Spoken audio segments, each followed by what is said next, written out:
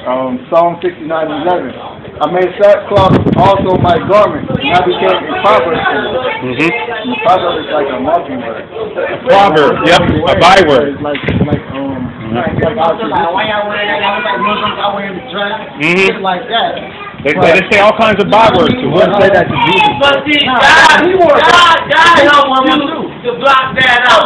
But we don't know about. We don't care about that. We don't care about that. There's more scoffers than there are righteous people. So I can't care about a scoffer. People don't understand their ridicule. That's what's going on for years. Go ahead. This is Deuteronomy 32 and 39. It says, see now that I am He, and there is no God with me. I kill, I make alive, I wound, I heal. Neither is there any that can deliver out of my hand. Explain. So the Most High is saying He kills, He makes alive, He won't heal. There's nobody that can deliver out of His hand. So every death has been pre-planned by the Most High. Even if it's gruesome. Even if it's gruesome. Even if you're like, there's no, you killed him because you ran him over. The Most High put the spirit on him to run that shit over just for this to happen.